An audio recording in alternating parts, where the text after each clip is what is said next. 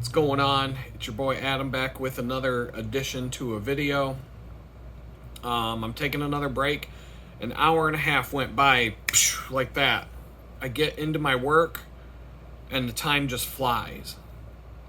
I have this really difficult time getting started on things when I'm in a funk, when I'm a mental basket case. Getting started on what I need to do is very difficult. Once I'm started, I'm off to the races, and all of a sudden hours go by and I get all kinds of things done. So it's something I'm trying to work on. It's not, I don't know, like, working on it means getting the fuck out of this place and figuring out, I don't know, man, like just trying to get into a better space. This place is toxic. When you're in a toxic environment, a toxic situation, it's hard to concentrate. And sometimes I had an easier time concentrating at the Jamestown Public Library than I do in my own space. It's crazy. But the reason why I decided to hit the video camera again is just the video I recorded yesterday. I went on this whole thing about holy fans. You know, because on YouTube, there's basically, that doesn't matter what YouTube category you choose. It could be auto mechanics, bicycle mechanics, it could be bicycle riding, it could be camping, wilderness survival, it could be a book club, it could be anything that's on YouTube as a general category. Some bitch is gonna show up in a thong and big titties and wearing either a bra or some shirt without a bra with their perky nipples sticking out like the turkey just got done for Thanksgiving. And it's just gonna be, basically, she's trying to get you to go to her OnlyFans page where she makes all the big money, but she's also taking over whatever category it is on YouTube. So, you know, real auto mechanics that know shit about cars are getting their ass kicked by some 2-bit hooker in a thong with her whale tail hanging out of her jeans while she teaches you how to change a spark plug. But this bitch is too dumb to even change a flat tire on her own. She's probably just reading a script or has a mechanic boyfriend who films it and tells her what to do. But then you got all these, so like there's this other category, like Christian prosperity gospel teachers that are, I told you, as soon as I talked about this and the microphone picked it up and YouTube saw that I went to someone's channel, boom, boom, boom, boom, boom, boom, boom, boom, boom. You might be interested in 20 other holy fans chicks out there shoving prosperity gospel in your face and telling you, you know, you're going to be rich and wealthy and all your problems are going to be solved this month. If you click on this video, God's going to answer all your prayers. And so I just found one today. It popped up. I'm just clicking on random videos to watch, and it's like, I see the headline, if you are seeing this, your blessing is coming. Well, you know, I happen to be waiting for my blessing to come. It hasn't come yet. And I'm like, you know, maybe this girl, her name's Taryn Yancey. She's got, you know, she's pretty hot. She's not, you know, I don't know, I'm scrolling through her. I don't see her wearing anything slutty. You know, she's not dressing slutty for church. She's dressing pretty conservatively, but, you know, she's got her fake eyelashes. In fact, one of them was kind of peeling off in this newest video. But, you know, I noticed in the video that just came out today, I had a booger stuck to my foot.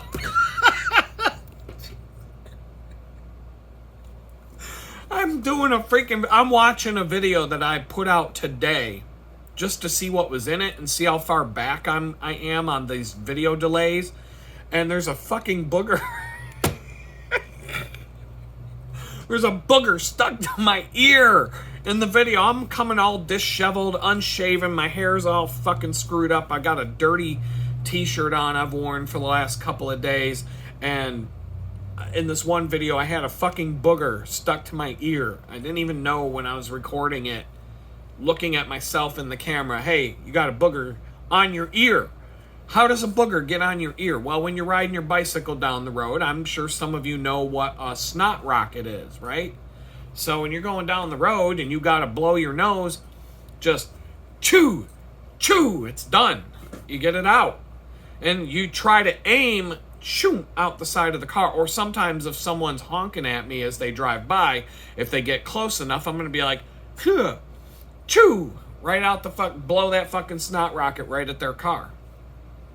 You know, get it stuck to the windshield, to the passenger side window, or the paint job. Maybe I can get it to mess up their paint job. Just a little chew as they go by.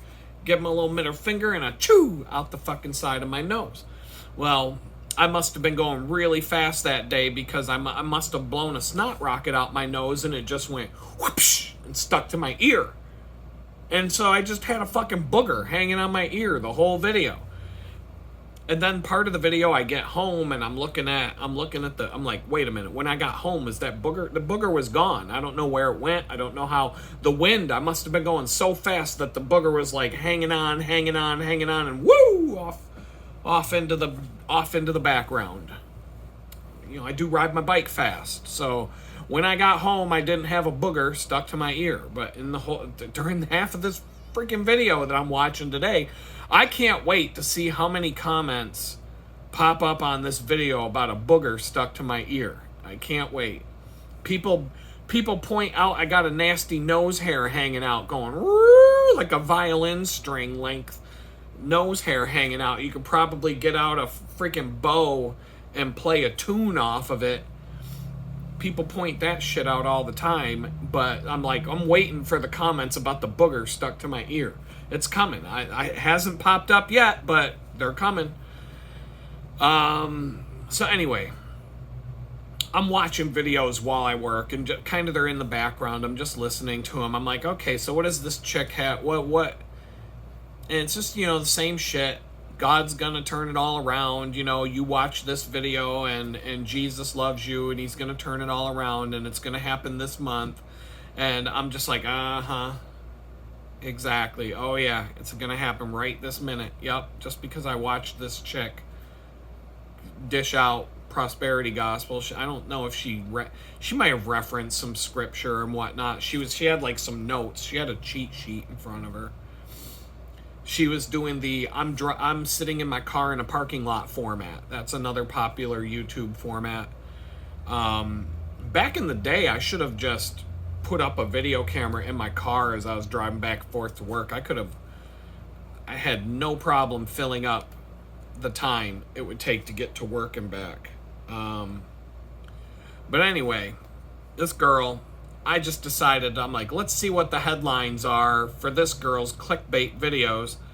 It's all just, you know, every thumbnail image is just a pretty picture of her face. But it's like, okay, if you are seeing this, your blessing is coming. If you are seeing this, May is the month God is giving it to you. Okay, and then the next one, if you are seeing this, April is the month that God is giving it to you. I'm like, well, wait, what the fuck? So I was supposed to get it in April?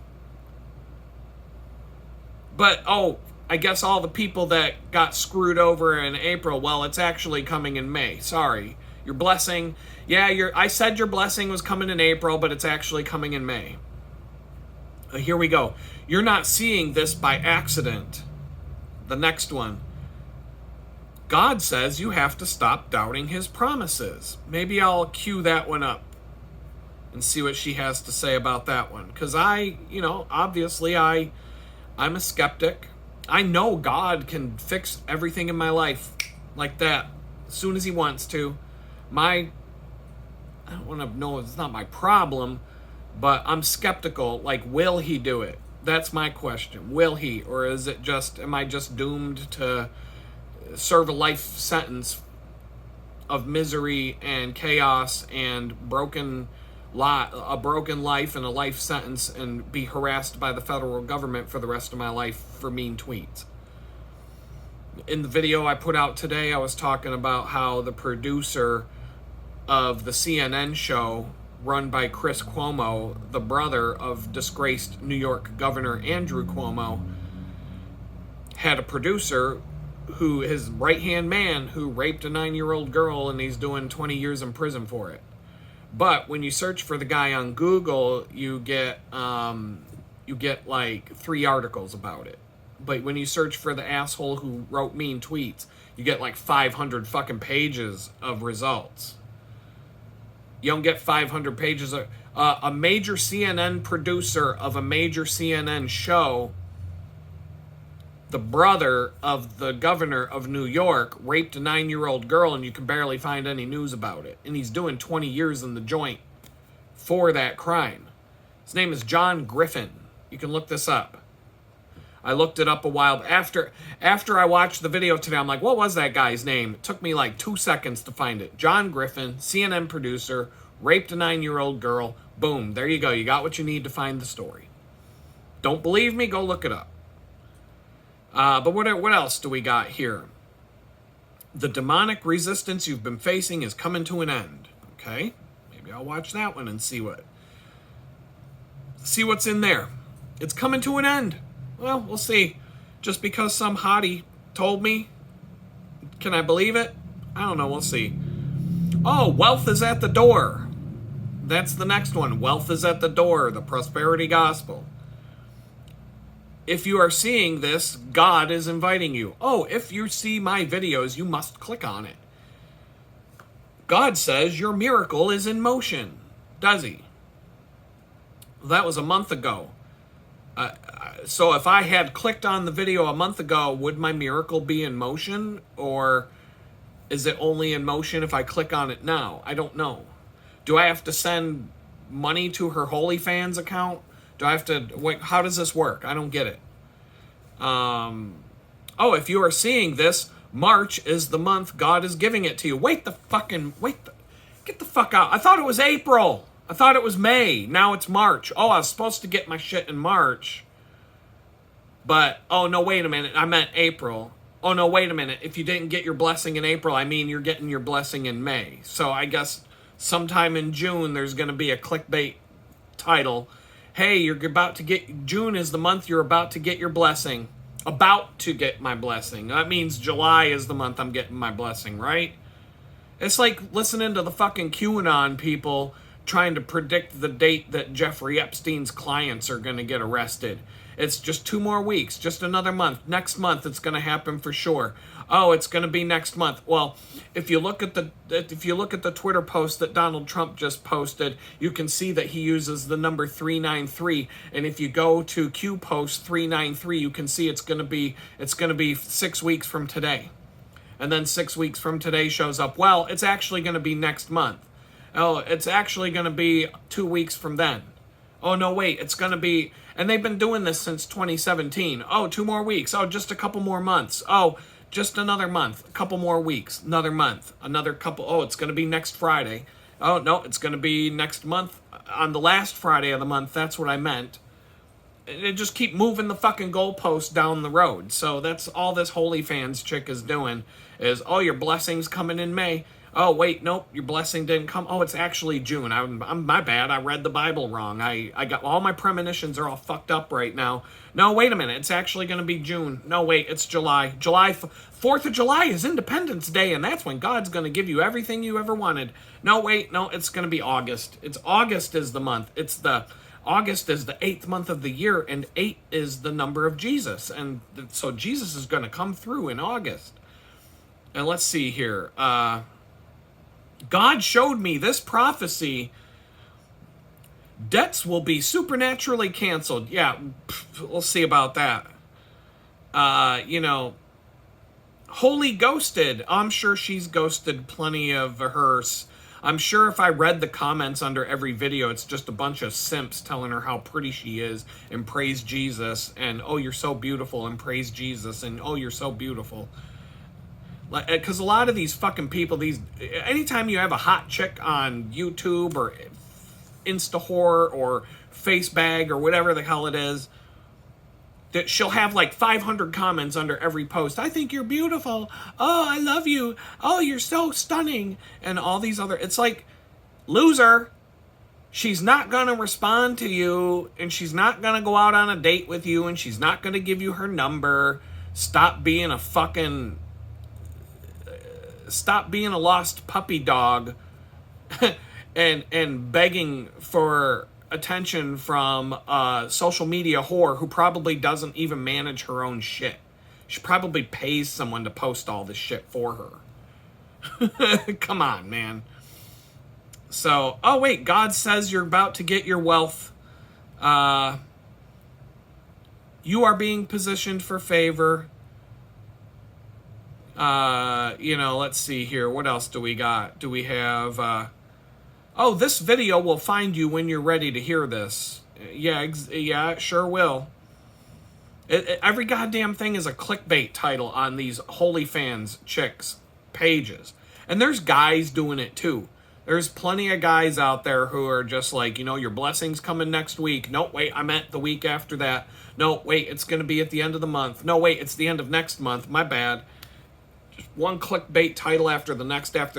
And these people, they get she's got 323,000 subscribers and she gets 35, 26.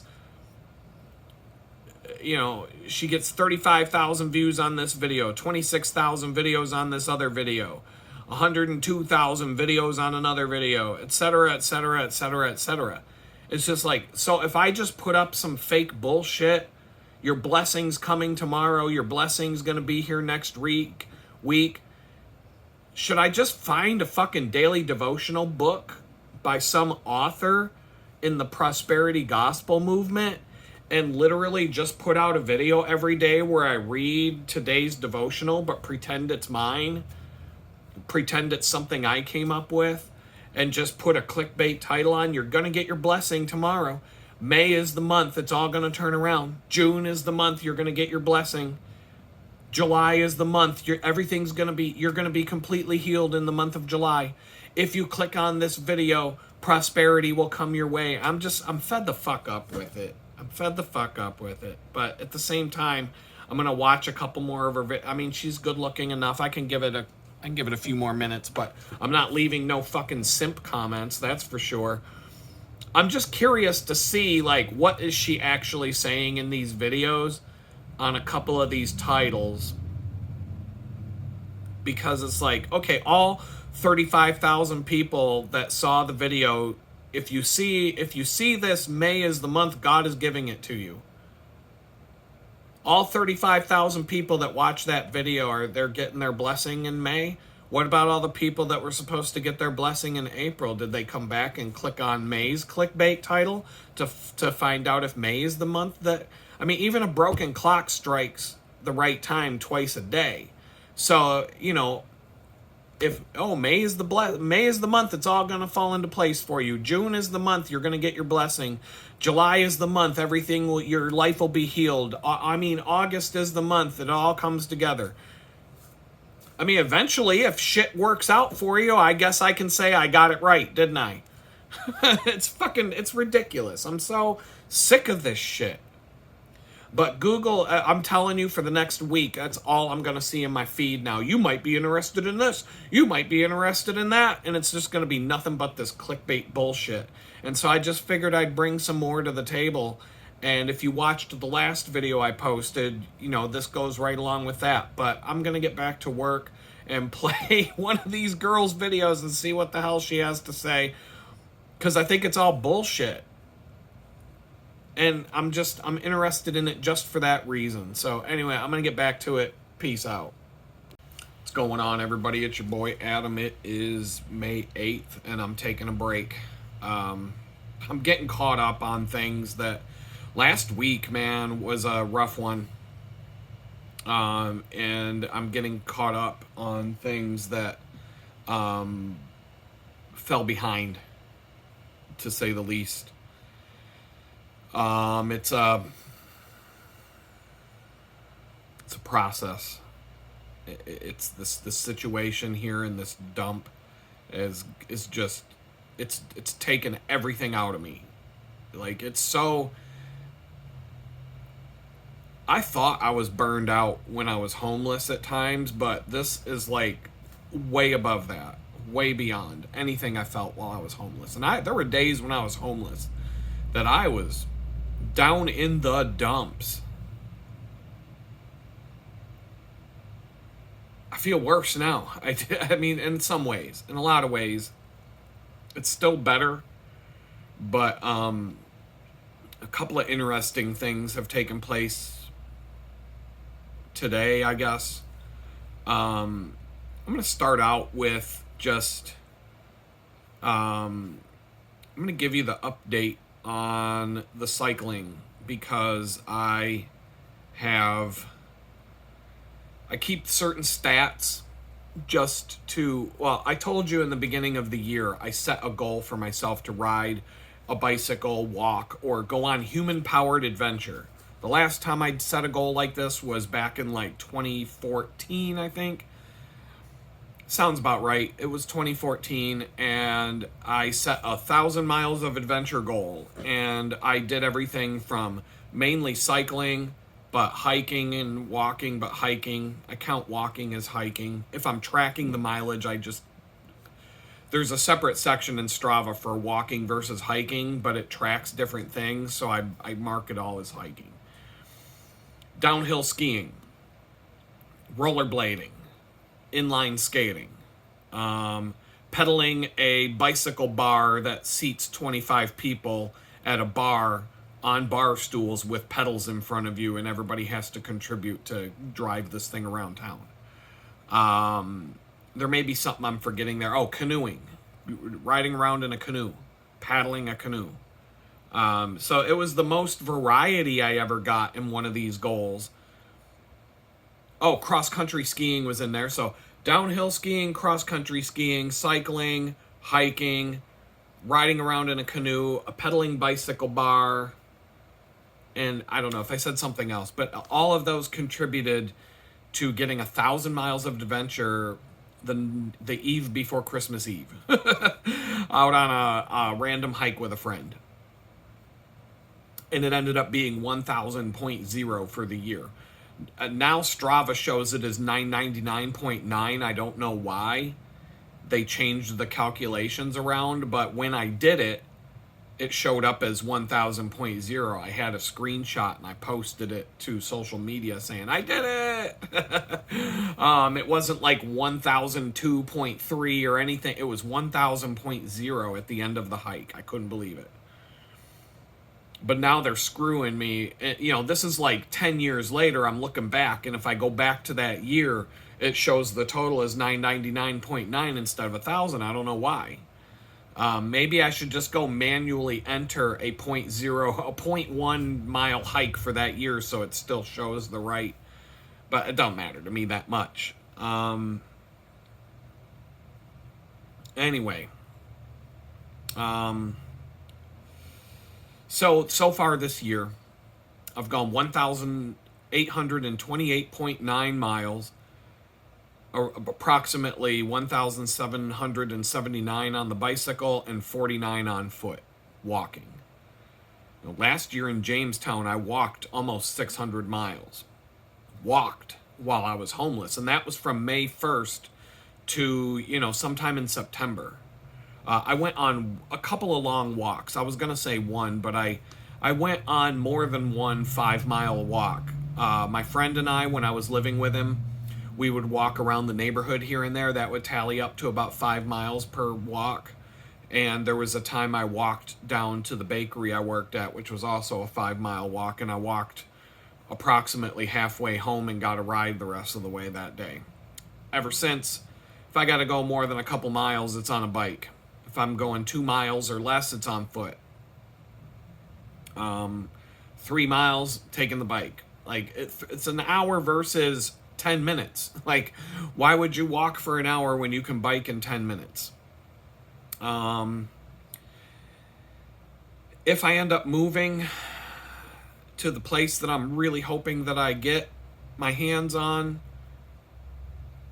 I might get a third bicycle with flat pedals and no cleats, without, special bike shoes, for the purpose of short trips, like going grocery shopping, going to do laundry and things like that. Just like a basic bike, something dirt cheap, something on Craigslist or whatever, that I don't even know how, it might actually have to be on eBay or something I can have delivered. I don't know how I would do it.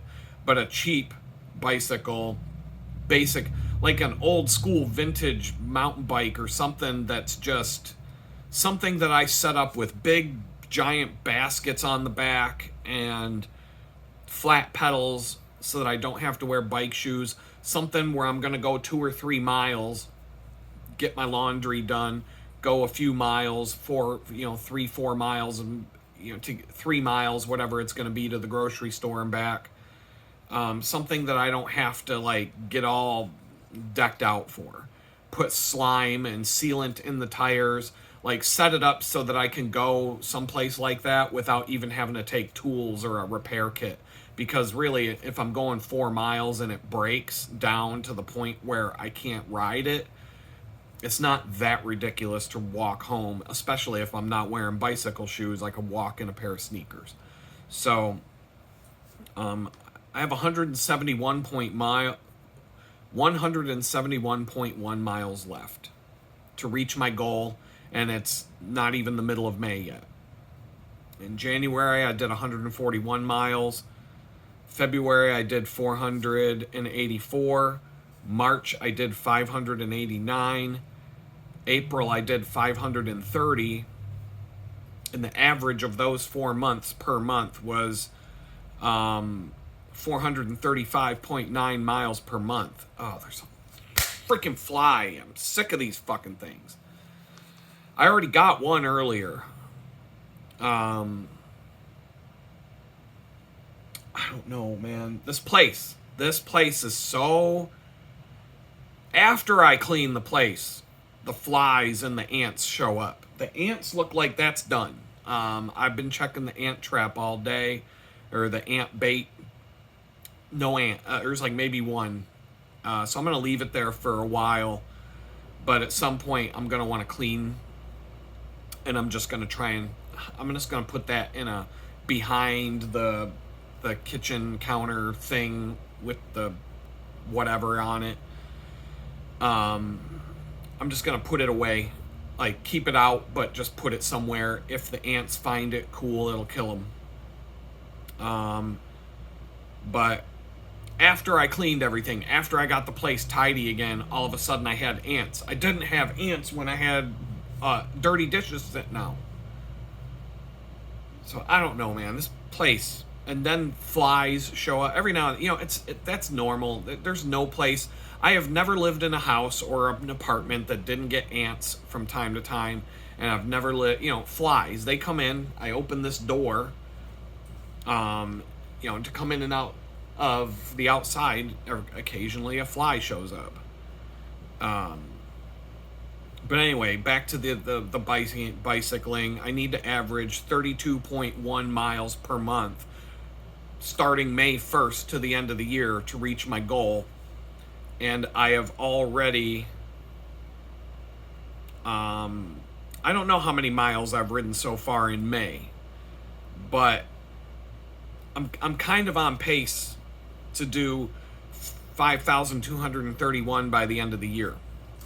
But that can change. There's something interesting going on, but I'm not putting any stock in it. I might reach the 2,000 mile goal sometime this month. Before the year is even half over. But right now, I'm currently riding a bicycle 2 days, maybe 3 days a week. A minimum of 40 miles each ride. But I'll probably get another 160 miles more in May before the end of the month, just through my normal routine. And that's going to put me at 1,988.9, which is about 11 miles short of the goal. But if I have to make one special trip on a bicycle to go look at an apartment or a house or whatever, a rental unit, it will push my total above 2,000 for the year by the end of the month. And so for the rest of 2025, starting June 1st to the end of the year, I could possibly just have a goal to try and reach 5,000 miles, which would be even more than the first 6 months of the year to hit 5,000, I would have to go an extra 500 miles above and beyond what I've already done. But at the current rate of cycling, I could it's looking like I'm going to hit that number. But things change. Things happen. If I get a car, my cycling focus is going to shift dramatically. I'll be bicycling on I will bicycle to work on nice days, especially if I have a job closer to home. Now, if I found a job that was really close to home, to where it's more of a pain in the ass to ride a bike than the benefit. If I had a job that was 5 miles from here, or 5 miles from wherever I live next, 5 miles to commute to a job, it's not even worth getting on the bicycle for, to be honest. It takes it takes 15 minutes to half an hour just to prep the bike and get packed, and then to ride to a place that's 15 minutes away and then have to change my clothes and go through all that. You're looking at like an hour of time. You're looking at an hour and a half. Let's just say it's an hour and a half of changing clothes and packing bags and doing all this stuff just to go on a 15-minute bike ride and then another 15-minute bike ride for a total of a half an hour. It's really not even going to give me exercise. 15 minutes is like nothing. So I would probably just drive to a job that's 5 miles away. 10 miles is where it starts to get, okay, now it's worth going on a bike ride if it's 10 miles or more, because it's going to give me some fitness and some miles towards my goals and stuff. I'm not saying I would never do it to ride to work, but it would probably be more like I'm bicycling to work because my car is in the shop, or maybe I'm going to go on a bike ride after work, and it's, like, who knows? But if I get a car, and let's say I'm not cycling to work, or let's say I get a job let's say I'm still at the bakery, I would still continue to bicycle to and from the bakery on nice days. But if the weather is looking like it's going to be crap, I might actually just reduce. I might actually pick up extra shifts, but only bicycle once or twice a week. But maybe work 4 days a week to make some extra cash. I don't know. I would change everything around if I got a car. If my car is in the shop, I've got 2 bicycles to get around on until the car gets fixed. But I would also do things for fun. If I could get a good job somewhere that doesn't kill me, and I have energy, and I have like leisure time, like recreation time all of a sudden, I could see myself getting on a bicycle and doing something like ride down to Galveston Island, 60 miles, camp for 2 nights on the island, set up a campsite, camp for a couple nights on the beach, enjoy a campfire, couple of nice nights out, maybe get a bite to eat somewhere, check out the scene, whatever, enjoy it, and then get on the bicycle and ride home. That could easily turn into 150 to 200 miles on the bicycle over a weekend or something like that, so I enjoy doing stuff like that for fun. But ever since I put a bicycle together when I got to Houston, the only time I ever ride the bicycle is for transportation. I've not one time got on that bicycle and rode just for the hell of it, just to ride, just to have fun. I've got 1,800 or 1,779 miles since January on the bicycle. Do I really need to go out and ride just for fun and for no reason? Probably not. I think that's enough miles right there. I would be losing a lot more weight if I wasn't eating like shit. Part of the reason I'm eating like shit is because I'm broke, and the other part is because I don't have a kitchen, and the other part is because I'm trying to save money and eat cheap and just, conserve as much as I can between now and the end of the month, so I'm eating garbage food. Total garbage food. Garbage is the cheapest food to eat. So on the job front, I said that I've said this more than one time, that I will not respond to these Indian tech recruiters. Recruiters from India are terrible. In fact, I've had almost 50 different Indian recruiters reach out to me in just the last week or two. And I'm just going to read through the names, because it's like I'm telling you, 3 times a day, at least 3 times a day, sometimes 5, sometimes up to 10, I get an email from one of these Indian recruiters. Sometimes it'll be 5 Indian recruiters emailing me a job lead at the same time for the exact same job. Sometimes it'll be 4 job leads from 4 different Indian recruiters for the same job in a place like Nantucket, Massachusetts. It'll be in a place like Dover, Delaware. On site, not remote. And I'm like, do you fucking even look at where the people live?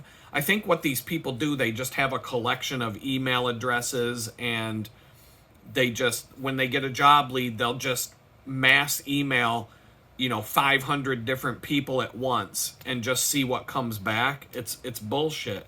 The good recruiters will reach out to you after they've done their homework and they think that you're a good fit for a job. They will reach out to you because they saw, they're not just blindly sending out 500 emails hoping to get back the one right resume. And a lot of these Indian recruiters, they reach out to you, they get you to send your resume to them, and then they copy and paste all the bullet points and stuff from your resume to dress up somebody from India, because they're trying to get people from India to take our jobs. The whole thing's a fucking scam. So I don't reply to them, but today I broke my rule and I replied to one of them. Normally I'm like, I'm sorry, Vishwajit Singh, I'm not gonna respond to you today, or Amit Kumar, or Amit Rai, or Lokesh Sharma. I'm not talking to you either. Diksha Sharma. Nope. Pravesh Kumar. Nope. If I get an email where the recipient or the sender's name is Ashnika Argawal, or Venkata Raghavendra, or Nitin Gupta, or Batu Raghu, or Taran Dwivedi, or Dheeraj Kumar, or Rakesh Shahi, Seema Paul, Parveen Kumar, Vinet Kumar, Govind Ashwati, Prasnana Maikar, Akash Singh, Marali, Akshjith Kumar, Kapil Dev Tiotia, Rishab Jaiswal, Samya Dubey, Vikas Sharma, Harshit Tomar, Anil Bandari, Chand Singh, Bharati Vijay, Maud Amil, Vibhab Singh, Priyanshu Gangwar, Manoj Naran, Vishwajit Singh, Harsh Jaral, Pira Singh, Kushal Kishar, Mohammed Athar, Shubham Yadev, Katyana Shrizavata, Shambhavi Tripathi, Mahesh Kaship, Arpit Chaudhary, Madan Singh, Mangal Kumar Yadav, Alok Kumar, Vishu Balyan, Shivangi Mishra, and Shubham Sharma. If that's your name, I'm not gonna respond. I'm just like straight to the fucking trash. I probably won't even read the email at this point. If you lie and you come up with an American name, some people do this because they know that nobody in America, nobody with any kind of actual skill wants to talk to these people, because they're just swindlers. It's never a good experience. I've been doing what I do for over 30 years, and not one time has a conversation with one of these, Kumar, Ragnu, Sashi, Raghavendra, Dubey, Sharmas has ever turned into anything useful in my life. Not one single time. Not once. if somebody was breathing down my neck saying, you have to prove to me that you're reaching out and applying for jobs and talking to people, every single one of those names would be on the list that I'm turning back in to give you my job search report. I would actually I would respond to every single email that comes in, even though I know it's useless, just to fill in the chart and say, look, I applied to 57 jobs this week, and here, 45 of them were from Indian recruiters. Whatever. I'm checking off a box at that point. It's not because I think it's a good use of my time. It's because I'm just filler. It's filler. It's like when McDonald's put sawdust in the ground beef to make it weigh more, and you're getting less beef and more sawdust. It's the same thing. So I'll do that in that respect. But today, it was an interesting thing. I got a phone call. I got like 3 phone calls in a row with no voicemail. And I'm like, what the hell? So I Google the phone number, which traces back to some Indian recruiter's LinkedIn page. And I'm like, oh boy, what's this? And I was going to go back to my work and say, forget about it. But this guy text messages me, and he goes, I have a really good opportunity in Spring, Texas. It is very good for you. You perfect candidate. And I'm like, okay, fine. And I knew exactly what he was talking about because I already tried to get the job.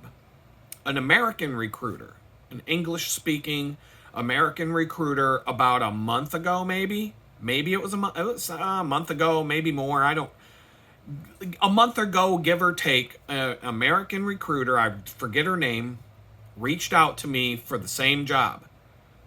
I recognized it from the job description without having to know the candidate, without having to know the company name.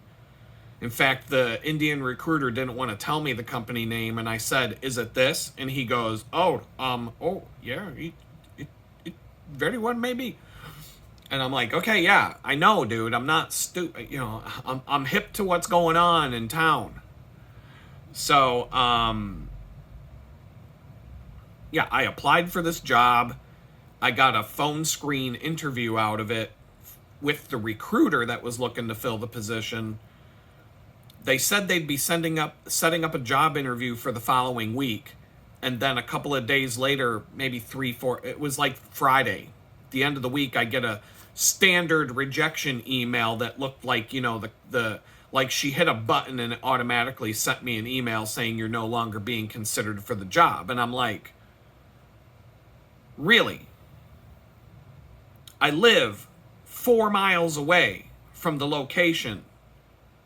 They're looking for someone local that will go there and work on site full time.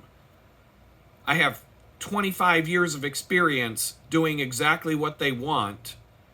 I've worked for just as big of companies as the company that's looking to fill the position. And they didn't want to interview me after the phone screen. And so the reason why I messaged the recruiter, the Indian recruiter, back was an experiment, because I never actually contacted the American recruiter after I got the standard rejection email, because I figured I was being ghosted, and it kind of made me wonder, did she look me up on Google and find out that what I did and say, nope, forget it, I'm not even gonna. Did she make up her mind to not even submit my resume to the company?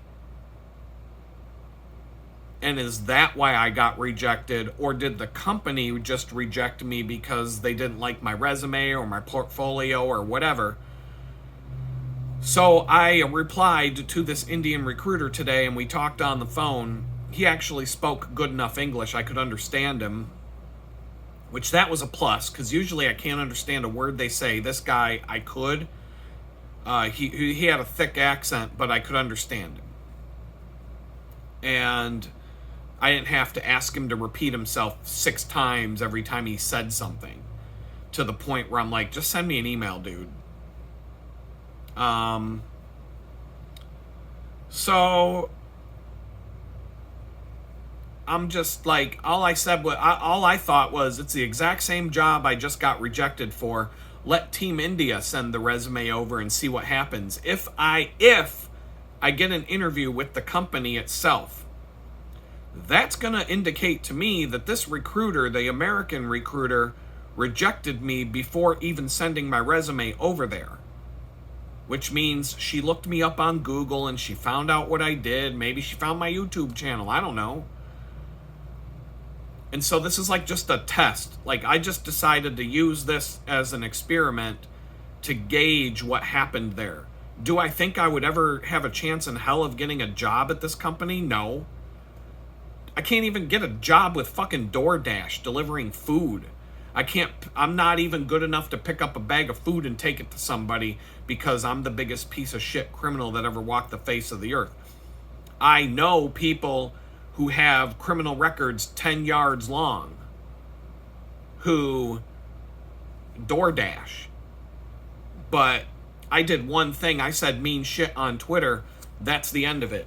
No DoorDash for you. So if I can't get a fucking job with DoorDash, there's no way a big corporation like this is going to give me the time of day. So I'm not even like, I'm just like, okay, sure, let's see what happens. But I just threw it out there. I did my copy paste. I have a copy and paste response for recruiters so that if I am going to respond to one, I just go copy, paste. Takes like 3 seconds. I don't put any effort into it. Why? It's pointless. It just has links to my portfolio and a couple of other things, a link to download my resume, and I also attach the resume as a PDF file. And I just hit send and let it rip. I don't know. So what it's going to indicate to me is if I get rejected and this guy ghosts me, or he sends me an email or gives me a phone call and says you're not getting selected for an interview, then that will indicate to me that the company, for whatever reason, didn't want to interview me. Either they saw gaps on my resume that don't look good, or job hopping, or whatever. There's a gap because I was in prison. And I filled it in with a couple of things that weren't lies, but, you know, you've got to get past these automated AI screening tools that they use to look over a resume that they automatically kick a resume to the curb for. And so I kind of have to make it, I have to make it look better than it is. That's what a resume is. Nobody puts out anybody who's worth their salt knows that you don't lie on a resume, but you can take the dumbest, smallest thing and turn it into this grandiose thing. You can turn played with Legos. If you were applying for a job in the Imperial Empire for a high-paying job building the second Death Star or something like that, you could turn like playing with Legos into I built intricate parts of the original Death Star. I just didn't happen to be on it when it was blown up. Oh, because, I was fired and I was thrown in Imperial prison for speaking out against the Emperor. But, but now here I am, I'm broke, I need money, so I guess I'll apply for this job that I saw on the Imperial Indeed account. And, oh, look, we're looking for new people, new workers for the new Death Star. Maybe I'll apply for that job. Maybe they'll send me down to the forest moon of Endor to work on the shield generator or something like that. I don't know. But just looking for an easy way out. If I can get a job making good money, even if I can keep the job for like 2 months before they figure out that I'm a criminal piece of shit, I could put enough money in the bank to live for a couple more months without a job.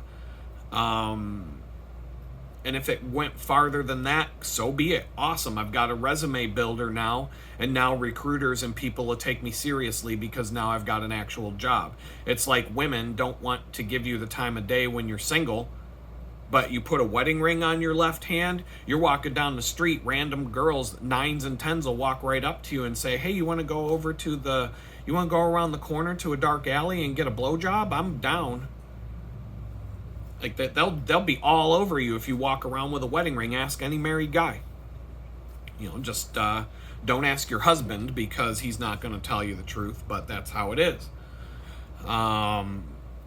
Women love it when a guy's wearing a wedding ring, because that's proof. That's social proof. It means somebody already wants him, so now I want him. Why? Because other women want him. If he's single, that means nobody wants him, so I don't want him. They only want what other people want. But if they figure no woman wants you, then they don't want you. That's why they always go for the married men, or the guy that's already taken, and they try to rip him away from the girl he's with, instead of going for a guy who, is available. It's just the way they are. But it's the same with companies. Companies do the same thing. They don't want to hire you if you don't have a job.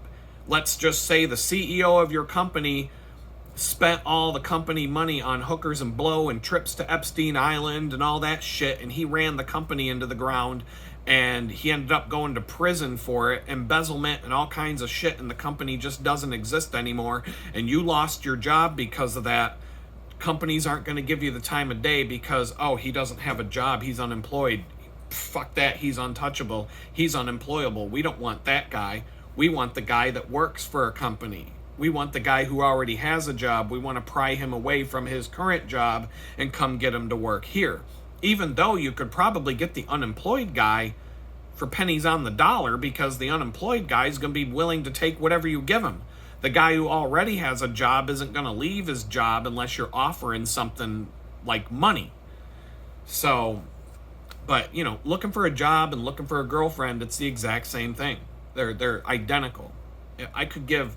someday maybe I'll give like TED Talks on the subject, and just, here's what it's like looking for a girlfriend. Here's what it's like looking for a job. They're the same thing. The same skills apply, the same everything. It's exactly the same. So people who are really good at finding jobs, but really lousy at finding women, could learn from that. And people who are really good at meeting women, people who, can go out and slay 50 women a week. The pickup artist who goes to the bar and comes home with 6 different girls, but can't find a good job, he could also benefit from that philosophy. So I don't know, that might be, maybe I can sell a course online. I don't know. Half of these fucking experts that sell their courses online, they weren't an expert on getting rich until they decided to sell a course online and get a bunch of people to buy it. And now all of a sudden they're rich and an expert on the subject. That's how it works. So maybe I'll do that. Maybe that's my key. Maybe that's my path to the fucking, maybe that's my golden ticket. I don't know. But, so that's what happened today. I'm just curious about whether this guy from India can get me a job interview at a company that already rejected me, which would tell me that the company didn't reject me. The recruiter looked at my Google or whatever. She looked at something and said, oh, fuck no, and sent me the copy-paste generic, we're not moving forward email, even though she was really excited over the phone and said, you'll be hearing back from us and we'll get you set up with an interview next week. And so I'm like, when I got the rejection email, I was like, oh, really? I didn't really get too heartbroken over it. But I would rather get the first round interview and then get rejected to at least know that I'm good enough to get in the door. I've gotten lots of first round interviews for good high paying jobs since I started going through this job search process, but I can't close the deal. And I'm pretty convinced that I can't close the deal because people have access to Google and they can just type in your name and go, oh, fuck, why didn't we find this? There was a time that a friend and I had to hire somebody, and we kept interviewing candidates and we kept going, it's not the one, it's not the one. And we kept, we over and over again, we just kept going, nah, we don't like that one. Well, we were finally put under pressure by the owner of the company. Just fucking hire somebody already. That's what he said. Just fucking hire somebody already. Quit fucking around. So the next person that walked in the door, we both looked at each other. We both looked at each other before we even picked the next candidate to bring in the door. And we're like, next one that walks in the door is going to be the lucky winner, because we're sick and tired of this too. We're sick and tired of the guy downstairs barking at us about it, so fuck it. Whoever comes in the door next will just say, here you go, here's a job. And that's what we did. Then all of a sudden I hear, because we had offices that were, we each had our own separate office, and they were down the hall from each other. And so, we both said, you're hired. She's like, great, when do I start? And we got it all, the deal was sealed. Everything was in place. About an hour later, I hear, oh, fuck, god damn it, Adam, come here.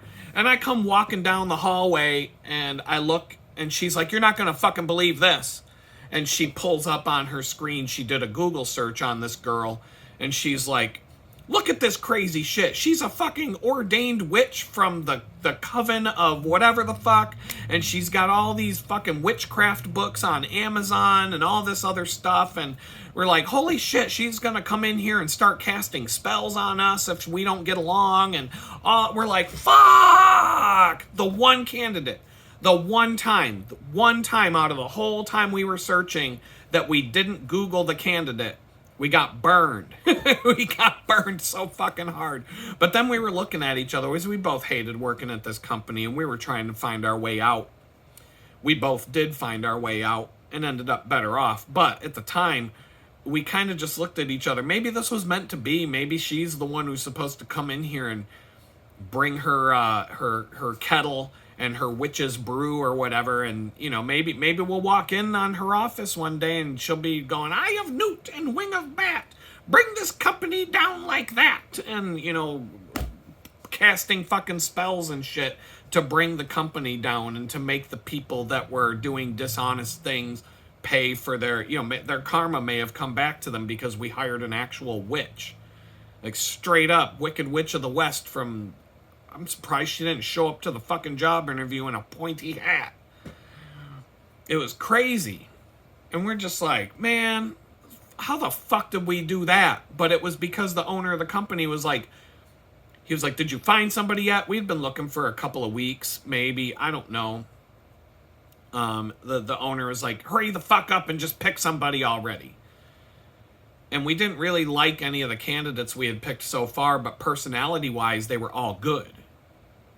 But this one, she caused problems when we brought it. The witch brought chaos to an extent, but neither one of us gave a shit. And she didn't have any authority over any of us, but at the same time, I'm like, this bitch go to fucking New Orleans and get a voodoo doll. I've told you the story about the voodoo doll. Somebody brought a voodoo doll to work and killed their boss and ended up getting the fucking becoming head of the department after they killed her off with a voodoo doll. True story. Don't fuck with those things. It's real. Shit is so fucking crazy.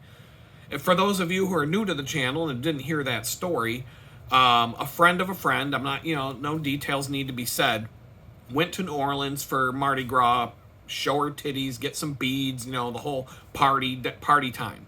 She went into a store and bought a voodoo doll. And she brought it into work, and as a joke, because everybody in the department didn't like the head of the department. I guess the head of the department was a nasty, mean old bitch. She wasn't even that old, but she was nasty and mean. Nobody liked her. So they're like, they read the instructions for the voodoo doll, and they went into her office one day when she wasn't they figured out how to do it. They were in her office. The girl walked away. The woman walked away. They found a piece of her hair on the back of her chair. And so they wrapped the piece of hair around the voodoo doll, put the pins in it. I don't know the fucking thing. They did the chant, yaka yaka, shaka shaka shaka, shaka shaka shaka, whatever they do to the voodoo doll to make it work. Said their chants or whatever, cast the spell and whatever. And then just put it away or, put it wherever it goes. I don't know the process. I don't want to know. And so the woman disappears. Like a couple weeks later, she's just gone. And she's out of the office for a couple of weeks. And I don't know, 2-3 weeks, I don't even know. She was gone for a minute, and they were like, holy shit, what happened? The woman comes back and she makes a company-wide announcement that she just found out she has terminal cancer and she's only got like a month or two left to live. And then like a few weeks later, she's dead. And there was no indication that anything was wrong. She wasn't even sick. She just got sick all of a sudden, disappears for a few weeks, comes back, says, I've got cancer and I'm about to die, and then she dies. And then the woman that bought the fucking voodoo doll in New Orleans was promoted to be head of the department. I'm like, holy fuck! Oh, you got some explaining to do when you die.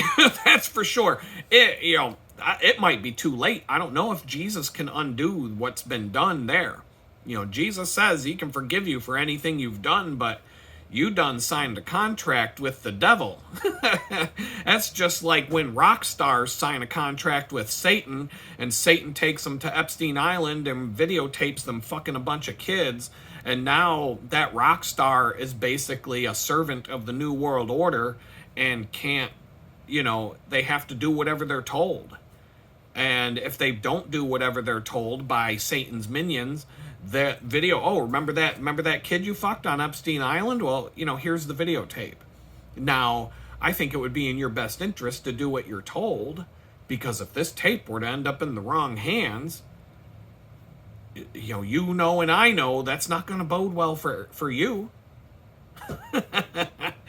And so that's how they get them by the balls. And then when you die, you're going to hell, and you get to live in the lake of fire and the fire and brimstone and all that shit. You get to live for eternity in Satan's clutches. So, I'm not fucking with that. I'm not getting no fucking voodoo doll. Not after I heard that story. No fucking way. I'm staying away from that shit. I've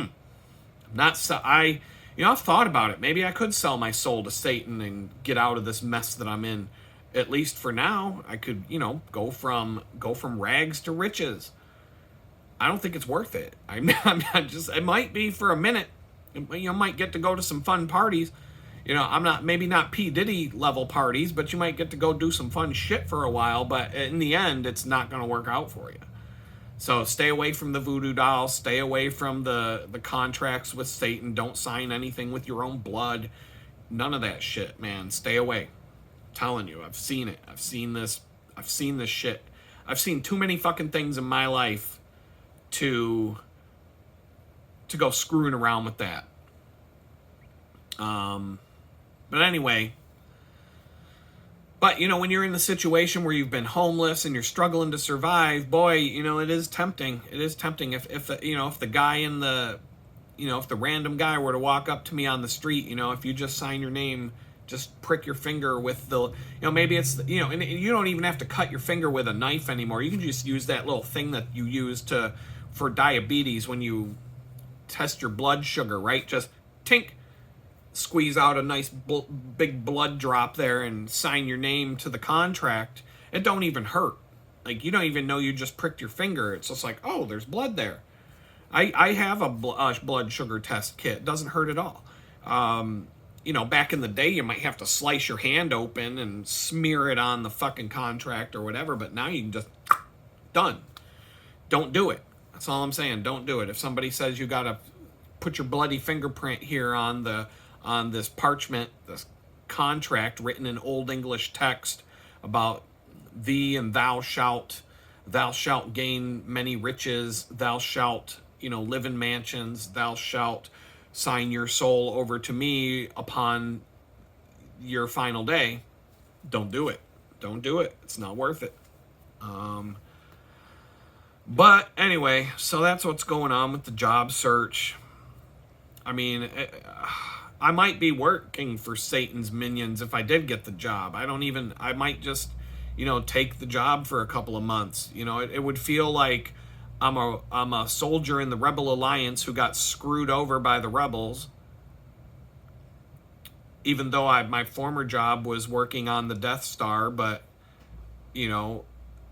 I got put in Imperial prison for mean tweets on the intergalactic Twitter. And and nobody from the rebels came to my side, so I'm bitter about that. And there's a good job offer going on in the Imperial fleet, maybe doing, like I said, maintaining the shield generator on the forest moon of Endor. And I'm like, that's a good 6-figure gig right there, and I could I could at least get myself a nice home and pay some of these bills and shit, and buy food and be able to spend time with my kids again and things like that. So maybe I'll do it for a minute. I don't know. God's going to tell me what he wants me to do, and I'm just going to go from there. But for now, I'm just going to say later, folks. Peace out.